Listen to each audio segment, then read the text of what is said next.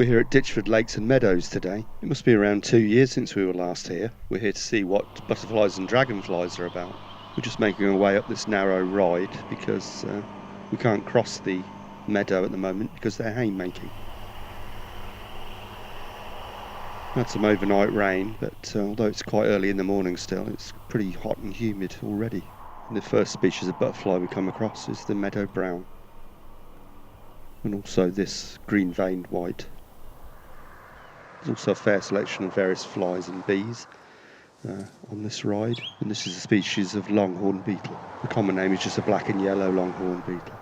And we'll come out into the open again, this grassy area, hoping to see some more butterflies. As I said before, it's very humid, very low dark cloud at the moment. And our next species of butterfly is this, the ringlet, called the ringlet for obvious reasons there. Also got some foraging bees on the thistles here. This looks like a honeybee. Just reached the edge of one of the large lakes here now.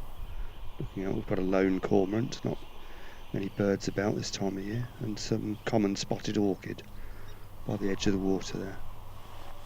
Just carrying on up the path, the edge of the water, and looking out, we've got a pair of great crested grebe, one sitting on the nest there.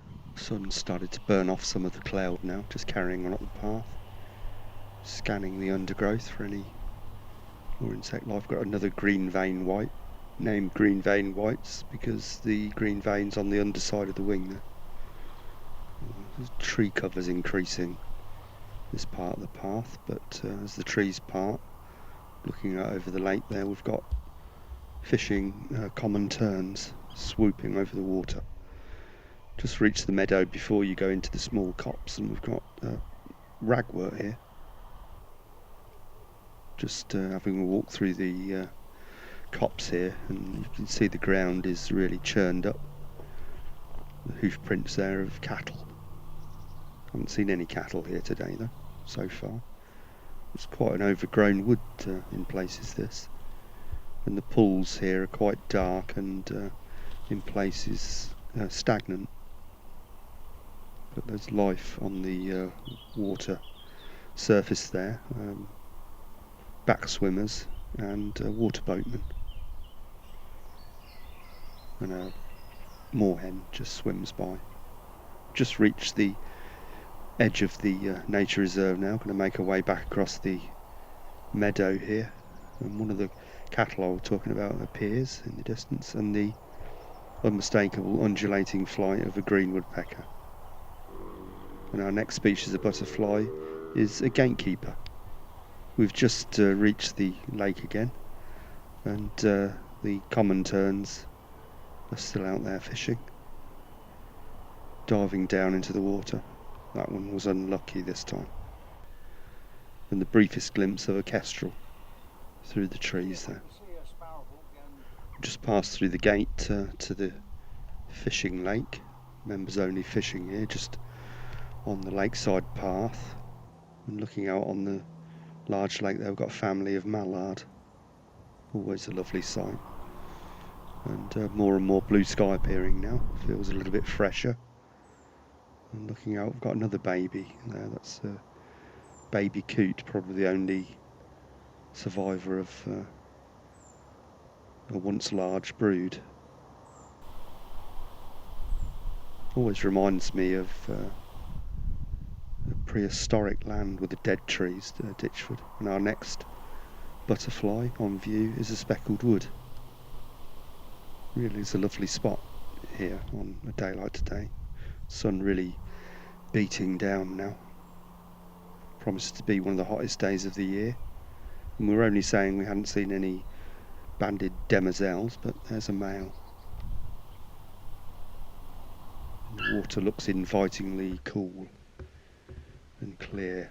Just put the GoPro under. Thought we might see some sticklebacks and minnows, but when I thought this may be a beautiful demoiselle, can't be sure, maybe a female banded demoiselle, but the wings look quite golden. That's definitely another male banded demoiselle.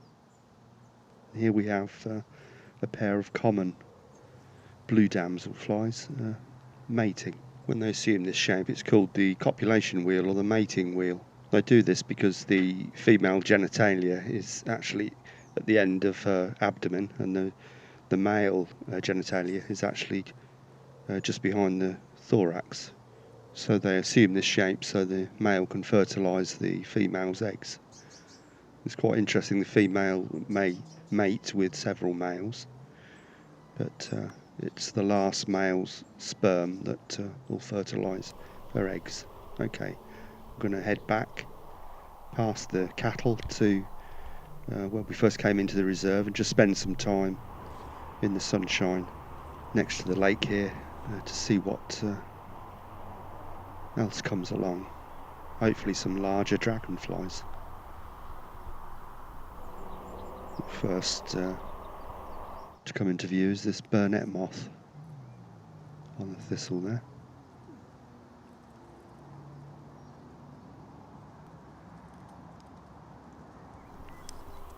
Yet more banded demoiselles and lots of common blue damselflies. So male. Just sitting quietly with a macro lens, and surprising how close you can get to them. If you're walking around, the slightest movement will make them fly off, but just sitting quietly, happily posed with my macro lens. And at last a bigger dragonfly. I've seen them flying around, but I haven't settled so far. And this is a black-tailed skimmer, a male.